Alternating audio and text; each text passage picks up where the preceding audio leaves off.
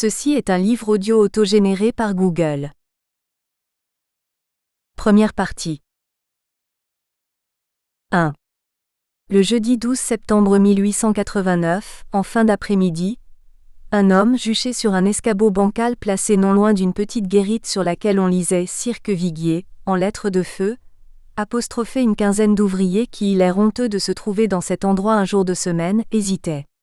Pourtant, cet homme s'impatientait en leur désignant d'un mouvement de tête vers l'arrière sans jamais se retourner, un portail aux grilles rouillées donnant sur un grand chapiteau en toile brune.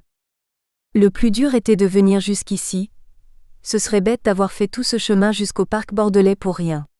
Allez, monsieur, dame de la manufacture des tabacs, approchez. Je ne vous demande que 10 centimes. C'est pas cher payé pour un spectacle comme le nôtre. Et vous, les tonneliers de la rue Carpenter, ne me dites pas que vous hésitez pour 10 centimes. D'autres moustaches que la sienne commencèrent à frémir de colère, et l'homme jugea bon de ne plus signaler à ses ouvriers de leurs mains qui lui avaient sacrifié par pure curiosité une trop grande partie de leur journée de travail. Il n'était pas très habile de les renvoyer à leur regret, ils pouvaient encore repartir sans rien débourser. 1 heure de spectacle pour 10 centimes, c'est pas cher, répéta-t-il d'une voix adoucie.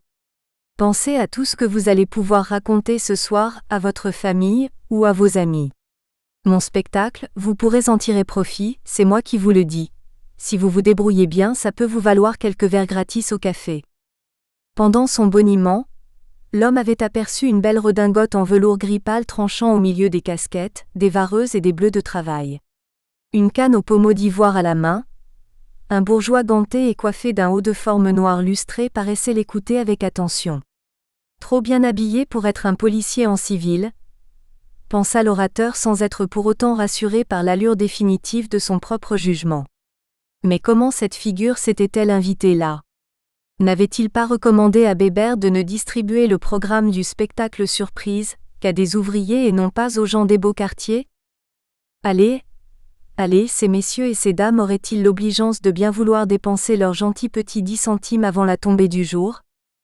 Et voilà que la vue de ce bourgeois l'avait entraîné à parler avec cérémonie, comme si ses beaux habits avaient eu le pouvoir magique d'endimancher son discours. Sans doute ne devait-il qu'au hasard la présence surprenante de cet homme dont la curiosité avait été probablement excitée pendant sa promenade dans les allées du parc bordelais, par l'apparition soudaine d'ouvriers désœuvrés qu'il avait décidé d'espionner faute d'autres distractions. Pourquoi donc s'inquiéter? Ni la police, ni M. Viguier ne pouvaient avoir été informés si tôt de son forfait, car son plan de campagne avait été impérial. D'abord, trouver la date de son spectacle surprise n'avait été qu'un jeu d'enfant. Les 2 premiers jeudis du mois, hors tournée exceptionnelle, les 7 membres du personnel du cirque Viguier avaient congé et comme prévu, personne ne lui avait disputé son tour de garde. Ensuite, vu que l'impression d'un mot pour attirer le chaland aurait été trop dangereuse, il avait opté pour la rédaction d'une affichette manuscrite dont la conception ne lui avait mangé que 2 jours d'application et 10 centimes de papier. Enfin, il avait commandé à Bébert de la distribuer très loin du parc bordelais et de ses environs bourgeois, à la sortie des manufactures de fabrication de tonneaux, rue de la Fusterie et rue Carpenter.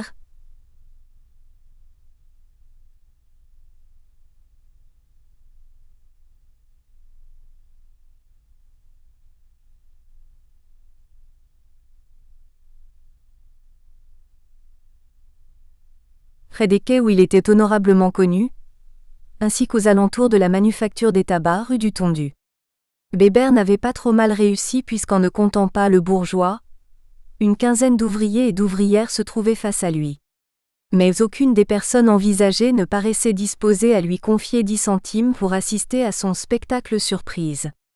Il ne savait plus quoi ajouter pour qu'il paie.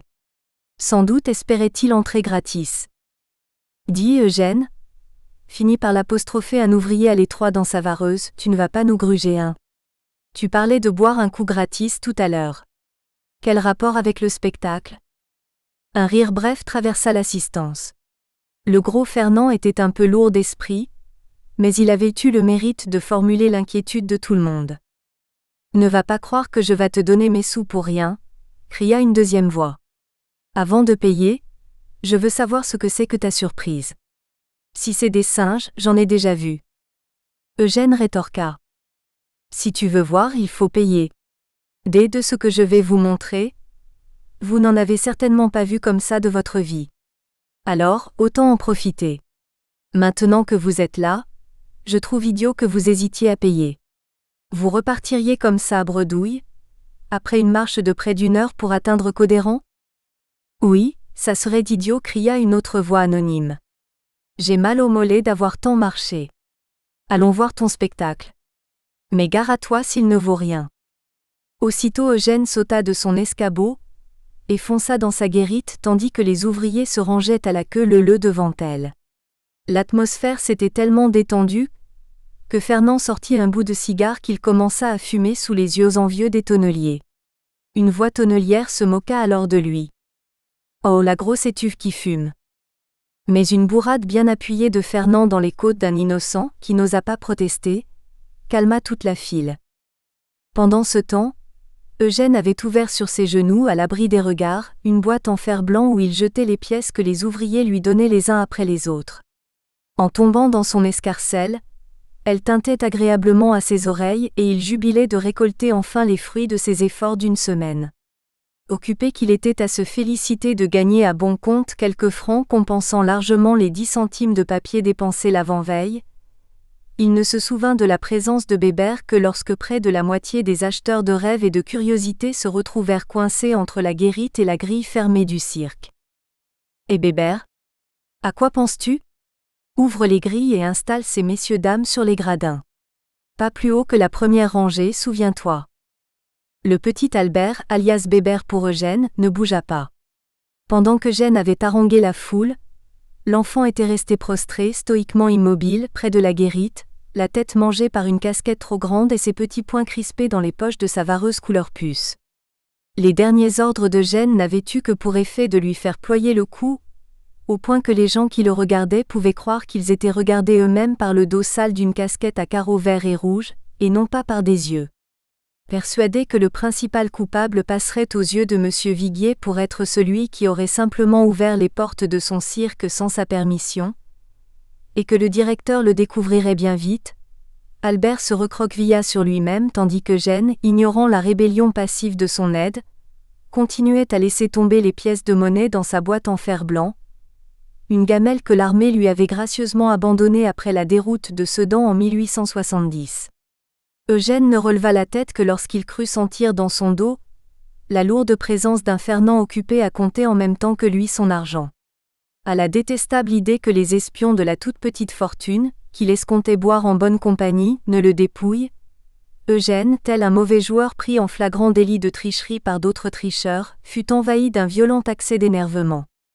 Sa gamelle de soldat vite refermée et cachée dans le faux plancher de la guérite, il en sortit précipitamment sous les huées des quelques clients qui n'avaient pas encore gagné le droit de s'approcher de la grille d'entrée du cirque. « Bébert, hurla-t-il, espèce de triple bus à l'avorton, qu'attends-tu pour ouvrir ?» Au lieu de lui obéir, le petit Albert esquissa des mains le geste de se protéger la tête, et Eugène, tout en se répandant en imprécations, lui asséna d'abord 2 claques sur la nuque.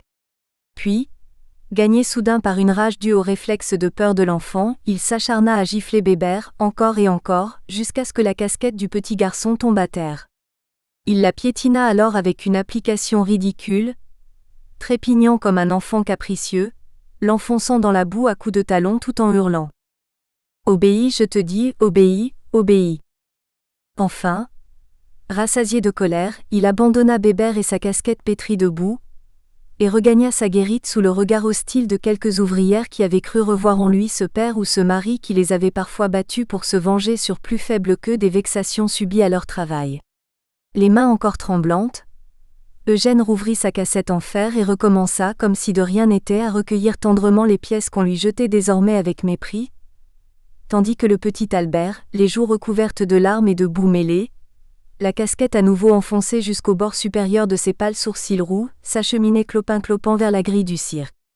La foule silencieuse et piteuse s'écarta devant lui, qui, le corps secoué de sanglots spasmodiques, poussa doucement les grands battants du portail dont les gonds grippés par la rouille parurent exhaler de petites plaintes de compassion à son chagrin.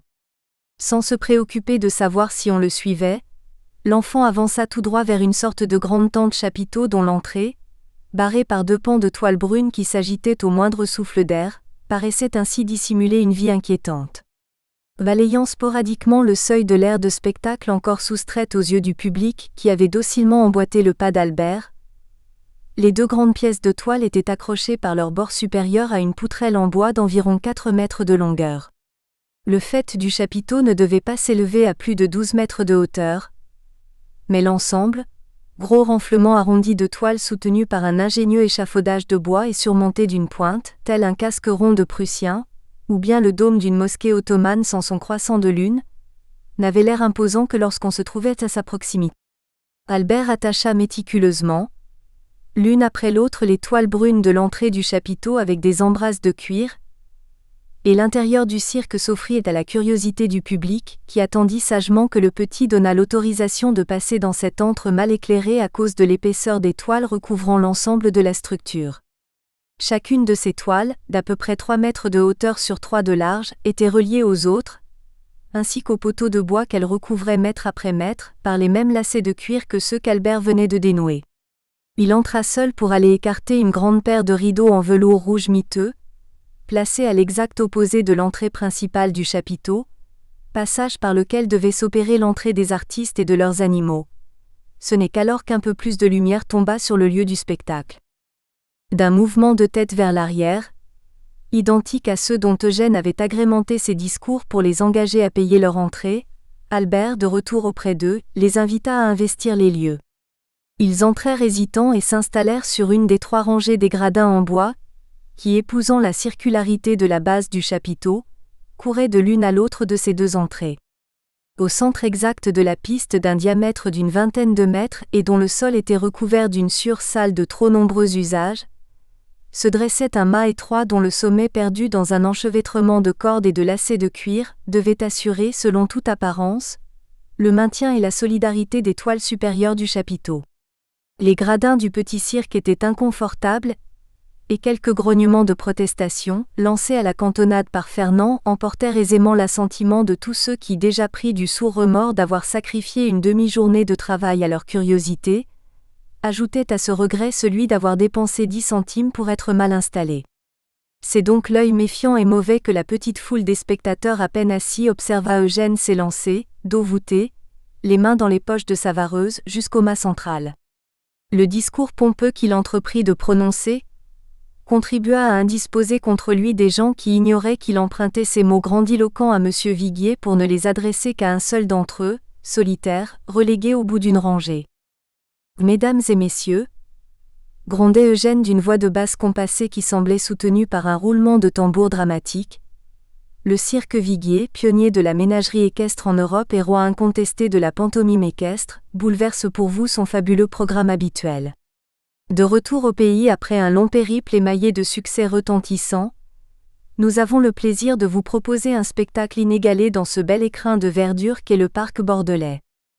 Tout en parlant, Eugène lançait des regards subreptices aux bourgeois qui ne les lui rendaient pas, les mains élégamment superposées sur le pommeau de sa canne, le buste droit, les basques de sa redingote ouvertes comme les ailes majestueuses d'un grand oiseau de proie, occupé ne semblait-il qu'à surveiller l'entrée des artistes situés quelques mètres sur sa gauche. Son indifférence à son discours troubla Eugène, qui fut presque sauvé d'un silence confus par les cris de colère du reste du public lassé de tant d'obstacles dressés contre la satisfaction de sa curiosité. « Eugène, vas-tu te taire ? On le connaît par cœur, ton boniment. On est là pour la surprise, le spectacle, pas pour t'entendre baver comme un bourgeois. Occupe-toi vite de nous en donner pour notre argent. » crièrent enfin ceux qui croyaient encore pouvoir retourner travailler un peu avant la nuit. Cherchant des yeux Bébert qui s'était éclipsé dès son entrée en scène, Eugène fut tenté de crier son nom, mais jugea bon de ne plus révéler au public que son spectacle risquait d'être retardé par un autre contretemps. Aussi se dirigea-t-il à toute allure vers l'entrée des artistes dont il prit soin de refermer les rideaux pour ne pas laisser voir où il allait, ce qui replongea la piste et le public dans une semi-pénombre. 2. De l'autre côté du rideau, à l'arrière du chapiteau, étaient garées 12 roulottes peintes de la même couleur que la guérite d'Eugène. Disposées en 3 rangées de 4 et orientées dans le prolongement de l'entrée des artistes, elles avaient des portes surélevées auxquelles on accédait par un petit escabeau de 4 marches donnant sur l'arrière de chacune d'entre elles. Quelques mètres au-delà des dernières roulottes, on voyait, adossé à la barrière de bois qui encerclait l'ensemble du cirque, chapiteaux compris, une sorte d'enclos où se tenaient près les uns des autres une douzaine de chevaux de trait et 2 poneys. Des 2 allées qui s'ouvraient à lui, Eugène avait choisi celle de droite puis était passé successivement devant 3 roulottes cages situées à sa main gauche. Dans la première, 3 grands singes serrés les uns contre les autres l'ignorèrent. La deuxième, une volière peuplée de 2 grands haras gris s'agita très peu. 2 ou 3 ailes battirent faiblement puis se replièrent lentement. De la troisième enfin, partit un bref feulement qu'Eugène n'entendit même pas, préoccupé par l'hostilité du public qui l'attendait sous le chapiteau. Arrivé devant la 4e roulotte de la rangée, une voiture dortoir à une seule petite fenêtre, il fouilla dans sa poche pour en sortir une clé ouvragée, surchargée de volutes, d'arrondis gracieux en métal, de mignardises dans le style rococo de la serrurerie du XVIIIe siècle et dont la délicatesse tranchait avec la vétusté de la porte qu'elle ouvrait. À l'intérieur de la petite roulotte obscure, 5 ombres ne tressaillirent même pas au son de la clé tournant dans la serrure car il leur était donné une patience forgée avec autant de soin et de précision que la clé ancienne qui les retenait prisonnières. « Debout là-dedans !» cria Eugène au seuil de la porte. Ces ordres réitérés ne furent suivis d'aucun effet, et à cause de l'inquiétude qui le gagnait, ses cris s'étranglèrent si bien dans sa gorge nouée par la peur, qu'à son dernier appel, aussi implorant que celui d'un enfant résigné à l'inclémence de ses parents, une des ombres se leva. Sans plus attendre, Eugène descendit alors à reculons les 4 marches pour inviter à ce qu'on le suive, et se dirigea ensuite vers une roulotte de dortoir face à celle qu'il venait de quitter de l'autre côté de l'allée. À peine eut-il ouvert sa porte avec la même clé en hurlant un debout là-dedans et sortez, qui sembla y jeter la confusion, suscitant quelques cris vite étouffés cependant. Il revint d'un bond au centre de l'allée où, alors qu'il imaginait que les 5 occupants de la première roulotte l'auraient rejoint, personne ne se trouvait, son grand désappointement. S'était-il enfui tandis qu'il se dirigeait vers la 2e roulotte ? Ce n'était pas humainement possible. Il avait été trop vite d'un endroit à l'autre, il aurait immanquablement surpris leur mouvement. Eugène, dont le cœur commençait à battre follement parce qu'il avait escompté être obéi au doigt et à l'œil, et qu'il improviserait sans difficulté un spectacle digne de valoir au moins 10 centimes par spectateur, courut à nouveau vers la première roulotte. Malgré ses 50 ans de vie précaire, il fut d'un bond à sa porte qui, à son grand émoi, avait été refermée. Hors de lui, il lui donna un si violent coup de pied que la roulotte trembla sur ses essieux. Malgré sa colère, il fut soulagé de voir que les ombres ne s'étaient pas échappées. Assises en cercle, comme si se tenaient entre elles un conciliabule, elles étaient penchées les unes vers les autres, marmonnant une litanie aux paroles indistinctes, mélange de sons doux et gutturaux qui tournoyaient lentement dans la pénombre. L'exiguïté du lieu était révélée par intermittence, au hasard des regains de lumière de la petite flamme dansante d'une bougie, et il semblait qu'aux baluchons éventrés dégorgeant des tissus dépareillés, à l'amoncellement d'étoffes luisantes, s'ajoutaient les éclats aléatoires de paroles murmurées, extraites de volutes de chants et de fumées de mots. L'entrée tonitruante d'Eugène n'avait pas dérangé cette étrange mélopée circulaire, presque inaudible, et Eugène se serait peut-être laissé aller à la torpeur qu'elle provoquait, s'il n'avait soudain entendu dans son dos le piétinement et les chuchotements d'une petite foule paraissant d'un côté, intimidée de braver un interdit, et de l'autre, animée par la certitude grégaire de son bon droit. Bientôt Eugène ne perçut plus derrière lui qu'un lourd silence de réprobation, si profond qu'il recouvrit de son manteau le champ des ombres. Se retournant enfin lentement de 3/4 sur la gauche, il eut à peine le temps de distinguer au milieu de la troupe des spectateurs le petit Albert, un sourire malin accroché au coin des lèvres, qu'il trébucha piteusement au bas des marches de la roulotte. Tandis qu'il se relevait sous les quolibets et les sarcasmes, Eugène ne pensa pas que la vengeance d'Albert contre lui était justifiée, mais qu'il se vengerait lui-même atrocement de l'humiliation qu'il venait de subir, et, cette décision prise, maîtrisant la rage qui l'envahissait, il eut la présence d'esprit d'essayer de tirer un ultime avantage de la situation, quelque dangereuse qu'elle fût. « Messieurs, dames, vous avez eu bien raison de vous moquer de moi car vous avez payé pour vous amuser. Mais ce que je vous propose de voir à présent sera beaucoup plus intéressant que ce que je prévoyais pour vous tout à l'heure. Ayez la bonté de vous remettre en rang devant cette roulotte, où vous montrez les uns après les autres, et je vous garantis que vous verrez une chose à nulle autre égalée. Ce chapelet de formules toutes faites qu'il avait encore emprunté au discours d'accueil habituel de M. Viguier, avait eu une sorte d'effet miraculeux. Le premier à se mettre en rang fut le gros Fernand, suivi bientôt par quelques ouvrières qui devaient leur première place à leur aplomb. À quelques pas de la file qui se formait comme elle le pouvait, le bourgeois refusant de se commettre avec la populace affichait un sourire dédaigneux qu'accentuait la frisure artificielle de ses fines moustaches. Une forme de retenue lui interdisait de sacrifier ostensiblement à la curiosité générale, alors que c'était cette puissante passion qui l'avait attiré comme les autres dans l'arrière-boutique du cirque, sur les représentations du petit Albert qui leur avait assuré 5 minutes auparavant, qu'Eugène lui avait commandé de les conduire jusqu'à lui. À présent, tandis que les gens du peuple se bousculaient pour la meilleure place, le détachement qu'il affectait l'absolvait à ses propres yeux de cette méchante curiosité égalitaire qui l'avait saisi et lui restituait intact un sentiment de supériorité condescendant. Son souci était aussi d'éviter que ses bottines et le bas de ses pantalons ne sortent crottés de cette bousculade. Allant jusqu'à noter avec l'arrogance de l'habitué des courses hippiques que les femmes, semblables à des pouliches de bonne race, ne s'en laissaient pas compter par les mâles dans la course aux premières places, Hubert Dumont se dit qu'il ne manquerait pas de tirer parti des moindres détails pittoresques de cette scène pour agrémenter son prochain éditorial. Eugène avait laissé faire les choses, fin d'ignorer les violentes disputes des impatients et même lever les yeux au ciel quand des ouvrières avaient hurlé qu'on ne se permit plus de leur effleurer les fesses. Il avait été d'une patience immense, plus que compréhensif, mais dans son fort intérieur, à mesure que l'après-midi avançait, rapprochant l'heure redoutée du retour de M. Viguier, ses entrailles s'étaient levées d'angoisse. Il lui avait semblé, à force d'attendre que l'ordre se fît sans oser intervenir, que la certitude de son échec l'entraînait dans un élan d'une horrible douceur sur la pente de la résignation. Découragé, abandonnant la petite foule grondante à son bon vouloir, Eugène attendait la sentence du destin et quand la file fut enfin formée, la nuit presque là, il considéra désormais avec indifférence du haut de la première marche de la roulotte ce qu'il avait tant espéré à peu près 3/4 d'heure auparavant. Il n'entreapercevait entre chien et loup devant lui, un peu en contrebas, que de nouvelles ombres alignées. La face de l'une de Fernand se leva vers lui, interrogative, et il comprit qu'il fallait s'effacer devant cet homme qui gravit pesamment les 4 marches le menant vers le spectacle surprise. En les entendant résonner sous le poids des chaussures cloutées de Fernand, Eugène crut reconnaître les premières notes d'une marche funèbre. La porte de la roulotte, poussée par la main énorme de l'ouvrier, grinça et puis s'établit un silence dans l'attente de son verdict sur le spectacle censé s'offrir à ses yeux.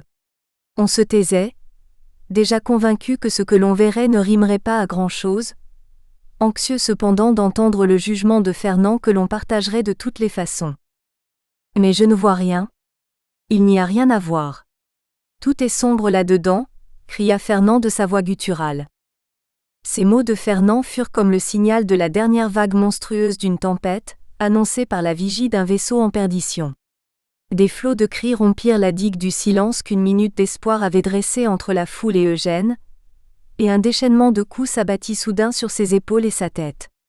Redescendu jusqu'à la 2e marche de la roulotte, Fernand riait aux éclats de la violence désordonnée de ses compagnons, ennuyé cependant de ne pas trouver assez de place pour envoyer ses propres bourrades. Les ouvrières, qui avaient tantôt haï Eugène de frapper le petit Albert, furent également de l'action. Au milieu d'une forêt de bras puissants, la tête d'Eugène ondoyait, ballottée par une déferlante de coups de poing précipités et de gifles fébriles. Ils lui faisaient mal, les salauds. Ils le tueraient s'il ne se dégageait pas de là. Saisi par la peur de mourir, Eugène ne souffrit plus en silence.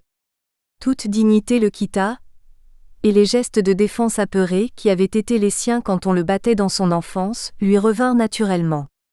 Malgré sa tête de cheveux gris, les yeux noyés de larmes, il tentait vainement de protéger ses tempes, se tortillant impudiquement pour éviter les gifles tout en poussant des ululements stridents d'animal blessé dès qu'une main rencontrait sa tempe, son nez ou sa bouche.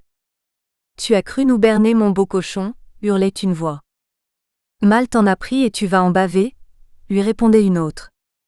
Perdu au cœur de cet orage de vociférations et de coups, d'invectives et de hurlements, il pensa se sauver en se faufilant entre deux corps, interstice minuscule dans le rempart de chair qui l'étouffait, parvenant ainsi à s'élancer dans une course d'une vingtaine de mètres vers l'ombre du chapiteau. Il fut pourchassé et rattrapé. Cependant on ne le battit plus, essoufflé que l'on était d'avoir couru après lui après l'avoir tant frappé.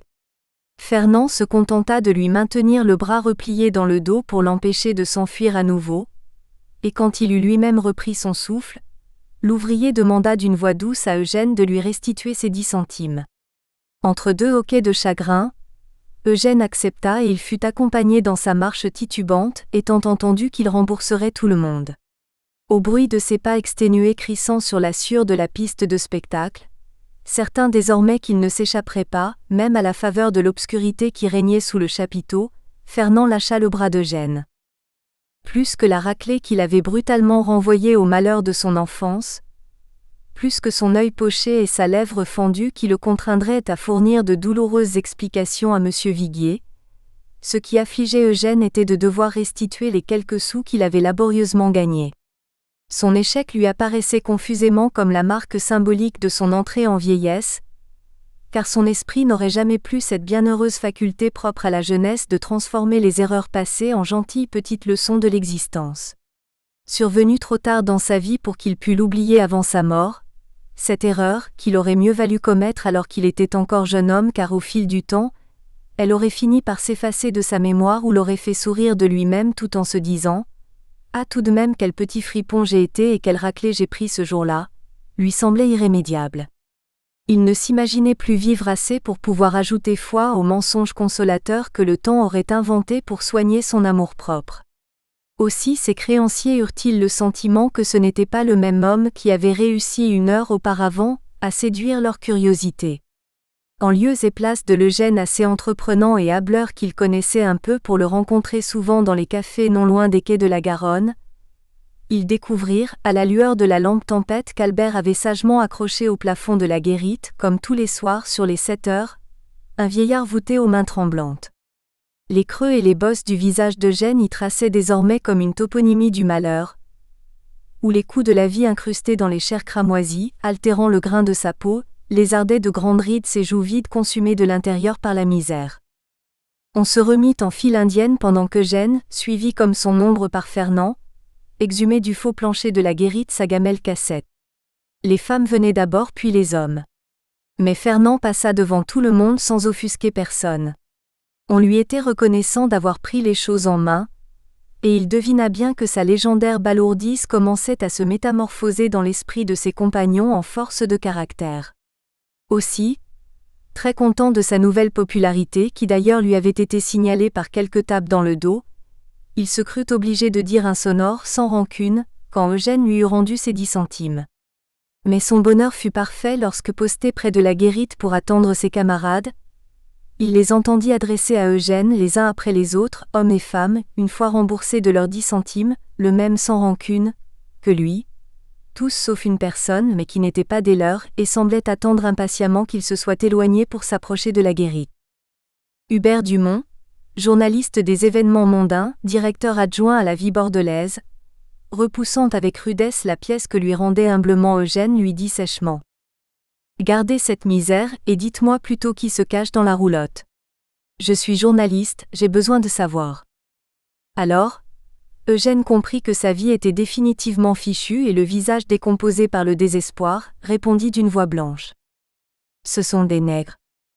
Le journaliste haussa les épaules, se retourna et s'éloigna dans l'obscurité en jetant derrière lui un bout de papier chiffonné, où tous ceux qui s'étaient retrouvés à cet endroit avaient pu lire ces mots écrits près d'une trentaine de fois d'une main malhabile mais appliquée.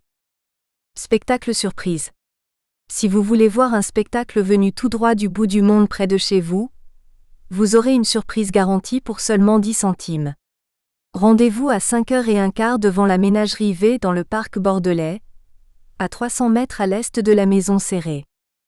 Prostré dans sa guérite, Eugène vit à peine Hubert Dumont ressurgir, piquer du bout ferré de sa canne le papier qu'il venait de jeter pour le glisser dans la poche droite de sa redingote, avant de replonger dans la nuit du parc tandis que le sifflet strident du gardien appelait à sortir les derniers visiteurs. 3. Violette s'était élancée vers la porte à double battant du bureau, dont les poignées dures lui résistèrent un moment. « Violette, vous n'êtes qu'une insolente. Vous resterez consignée dans votre chambre jusqu'à nouvel ordre, vous m'entendez ?» La jeune fille ne parvint à ses fins qu'au moment où son père terminait sa phrase qui, libérée par l'ouverture soudaine de la porte, claqua sur les murs du salon attenant au bureau. Deux femmes, occupées à des ouvrages de broderie, sursautèrent comme si ces éclats de voix brutalement éparpillés dans la pièce où elles travaillaient les avaient prises au dépourvu. Ne remarquant pas cette amorce de comédie jouée dans un bel ensemble par sa mère et sa sœur qui devaient déjà tendre l'oreille bien avant qu'elle ne s'échappe du bureau, Violette traversa en courant le salon pour rejoindre l'antichambre d'où partait le large escalier menant au premier étage de l'hôtel particulier des D'Artiglon de Beauchossois. Quand elle gagna sa chambre, pourtant située au bout d'un long couloir, elle était toujours poursuivie par la terrible voix de son père qui, ne la voyant plus, s'en était pris aux deux innocentes victimes dont le seul tort avait été de se retrouver sur son chemin. Quoi qu'elle pensât de l'hypocrisie de sa mère et de sa sœur, cette nouvelle injustice l'indisposa définitivement contre son père qui avait été pourtant jusqu'à ce jour l'objet de sa tendre admiration. 1 heure plus tôt, son père avait reçu dans son bureau en sa présence, le directeur d'un cirque venu remercier son député de l'autorisation par lui accordée de donner un spectacle très particulier. Pendant cette entrevue, son désamour pour lui n'avait cessé de grignoter son cœur, comme un chancre dévore peu à peu les chères scènes qui l'entourent. Les faiblesses de son père qu'elle avait souvent feint d'ignorer, avaient ressurgi les unes après les autres, tissant dans son esprit des réseaux qui l'avaient enfermé dans le piège d'une maussade lucidité. 2 semaines auparavant, alors qu'elle ne le souhaitait pas, son père avait fait installer un pupitre dans un coin de son bureau pour qu'elle fût sa secrétaire quand il recevrait ses administrés le jeudi après-midi. « Tu apprendras ainsi », lui avait-il dit la première fois qu'il l'avait conviée à ses rendez-vous hebdomadaires, à voir jouer les grands ressorts de l'âme humaine. Cette expérience te sera profitable lorsque tu seras à ton tour l'âme d'un foyer. Se qualifiant lui-même de républicain progressiste, il prétendait avoir puisé ses idées généreuses sur l'éducation des filles dans l'Émile de Jean-Jacques Rousseau sans toutefois l'avoir entièrement lu. Et si sa femme ne s'y était pas vivement opposée, tandis qu'il avait encore besoin d'elle pour être accepté dans le grand monde, Violette se serait prénommée Sophie. Malgré Rousseau, elle avait été au lycée des jeunes filles, situé au couvent de Barada des Dames de Marie-Thérèse, ainsi que dans une des premières promotions de l'école normale des institutrices de Codéran où elle avait été reçue brillamment 3 mois plus tôt.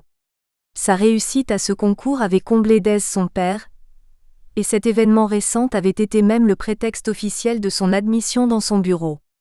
Quand le moment de la présenter à ses clients et lecteurs du jeudi après-midi arrivait, il leur disait invariablement « Ma fille Violette, qui fait ses classes d'institutrice à l'école normale, ménageant une pause théâtrale entre ma fille et le reste de sa phrase, ce qui leur valait immanquablement un concert de louanges appuyé de gens trop heureux d'entamer un entretien avec leurs représentants à la Chambre des députés par des compliments si faciles à trouver.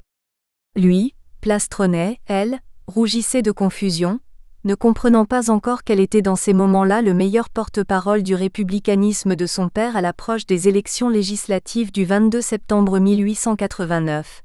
La garantie vivante de son loyalisme à la République de Jules Ferry.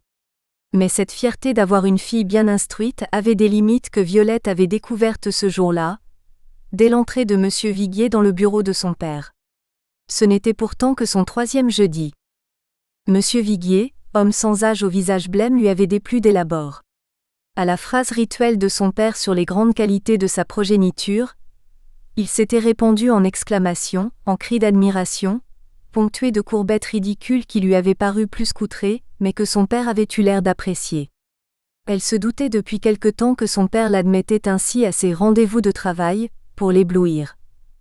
Il lui lançait souvent de ses regards exigeant l'admiration, un peu identiques à ceux de ses enfants prodiges formulant de belles phrases trop compliquées pour leur jeune âge.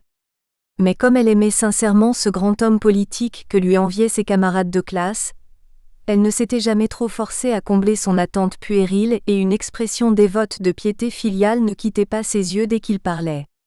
Cette concession à l'amour-propre de son père n'avait jusqu'alors rien coûté au sien, mais à cause de ce monsieur Viguier, la comédie qu'ils se jouaient l'un à l'autre sans jamais penser à mal tourne à court. Ainsi monsieur d'Artiglongue de Beauchossois n'avait répondu à toutes les excessives louanges du directeur du cirque que par un sourire satisfait, ce qui avait provoqué chez elle le début d'une certaine gêne. Mais enfin, la suffisance de son père qui ne se trahissait après tout que par un penchant anodin à s'écouter parler, avait éclaté quand il lui avait commandé de noter sur un coin de table les traits essentiels de sa conversation avec monsieur Viguier. Avec le ton d'un César victorieux de la guerre des Gaules exigeant de son secrétaire la transcription scrupuleuse de ses harangues devant l'assemblée du Sénat romain au retour de ses grandes batailles. Elle aurait encore fermé les yeux sur cet enfantillage si les deux hommes n'avaient pas joué devant elle une terrible scène. Monsieur Viguier avait commencé par exposer dans des termes ampoulés et des phrases sans fin l'objet de sa requête, comme ces personnes habituées à parler à un public simple et qui, soucieuses de ne rien négliger pour séduire un auditoire plus exigeant, se perdent en circonlocutions ténébreuses. Je suis, vous n'êtes pas sans le savoir, le directeur du cirque Viguier dont votre sollicitude et votre intérêt admirable pour les choses de l'art ont facilité il y a 2 semaines, l'établissement dans le parc bordelais qui se trouve bien, heureusement, être sous votre juridiction. Lors de mon premier entretien avec vous dans votre bureau officiel, et je vous sais infiniment gré d'avoir eu l'exceptionnelle bienveillance de m'accueillir aujourd'hui dans l'intimité de votre domicile en la présence savante de votre fille dont la beauté, dont l'intelligence égale certainement la beauté. Lors donc de notre premier entretien, disais-je à l'instant, pardon d'être un peu long mais il faut que votre fille comprenne bien la jeunesse de notre affaire, vous avez fait comprendre, et je ne peux que me louer de la clarté lumineuse de vos propos qui ont ouvert aux yeux de mon esprit de vastes étendues exaltantes. Vous m'avez fait comprendre qu'il s'agissait que j'organise un spectacle particulier, me laissant toute latitude pour réunir les moyens préalables à son exécution sur les lieux mêmes, je veux dire l'endroit du parc bordelais où nous avons reçu l'exceptionnelle autorisation grâce à vous de nous installer, et déjà dit, il y a 2 semaines de cela, à partir des nègres que vous nous avez fournis. À l'écoute de ce discours, Violette avait éprouvé des sentiments violemment contradictoires, oscillant entre le rire et l'extrême tristesse d'apprendre que son père se commettait avec un individu tel que monsieur Viguier pour une raison qu'elle devinait laide. Vous avez raison, mon idée est bonne. Apprenez que certains membres de la Société de géographie commerciale de Bordeaux sont avec nous. Mais au fait, comment s'annonce notre spectacle ? La réponse de monsieur Viguier avait été longue et confuse, non plus inspirée par le désir de plaire comme dans son discours précédent, mais par celui de mentir sur l'avancée réelle de son projet de spectacle. Cela n'avait pas eu l'air d'ennuyer son père. Monsieur Viguier, avait-il répondu, ne vous formalisez pas du conseil que je me permets de vous donner. Allez voir de ma part monsieur Hubert Dumont, le directeur adjoint du journal La Vie bordelaise, et discutez du spectacle avec lui. Il est des nôtres, et saura vous aider à tourner cette affaire à notre avantage. Très bien, monsieur le député. Croyez bien que j'irai rencontrer monsieur Dumont. Pardonnez-moi. Je n'osais pas vous décevoir par mon manque d'imagination. Mais j'étais venu solliciter de votre bienveillance une aide de 150 francs pour l'entretien des nègres. Ils sont assez nombreux et... Les 150 francs vous sont accordés, monsieur Viguier. Vous me les rembourserez quand vous serez rentré dans vos fonds. Et il les lui avait tendus après les avoir rapidement extraits d'un tiroir de son bureau de style Napoléon III. Permettez-moi. Monsieur, un dernier mot très bref, un bon mot ne coûte pas. Parlez, monsieur Viguier, avait dit son père qui avait paru à cet instant s'impatienter un peu. Monsieur le député, malgré cet argent que je sollicite de votre bienveillance, je tiens par-dessus tout à vous assurer que je vous le rembourserai car je ne suis pas un aigrefin. Le directeur de la ménagerie avait tellement accentué la liaison entre un et aigrefin, tout en arborant un sourire satisfait que Violette avait compris comme son père, qu'il hasardait un jeu de mots douteux. Mais alors qu'elle l'avait trouvé scandaleux de médiocrité, monsieur d'Artiglongue avait surenchéri, se lançant à son tour dans cet exercice amorcé par son interlocuteur avec la gaucherie réjouie d'un débutant de bonne volonté.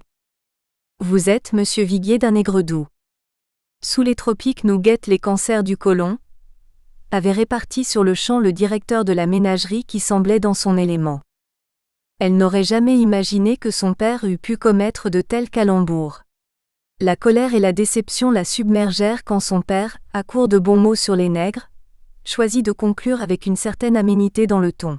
« Eh bien, bravo monsieur Viguier. Je vous déclare vainqueur de notre petite joute oratoire et je vous félicite car à ce petit jeu-là, je ne suis jamais battu. Ces nègres, que nous avons le devoir par ailleurs de civiliser, sont pittoresques. Ils devraient mettre en valeur vos animaux. Vous avez des singes, n'est-ce pas ? Pourquoi ne feriez-vous pas jouer ensemble tout ce beau monde dans votre spectacle ? Ah, monsieur le député, je regrette de ne pas y avoir pensé. C'est encore une excellente idée.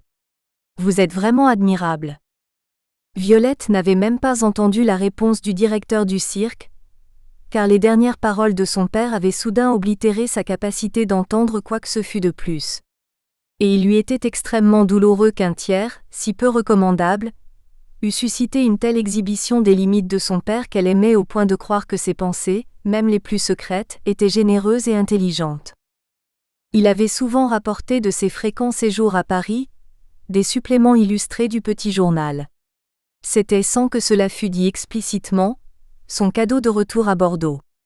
Quoique sur les premières pages il n'y fût représenté, en de beaux dessins polychromes, que des crimes passionnels, des scènes de femmes prises en flagrant délit d'adultère, offrant leur gorge à demi nues au couteau vengeur de leur mari humilié, des enlèvements rocambolesques ou bien encore des cambriolages avortés surpris par des policiers en uniforme impeccable malgré l'urgence de la situation.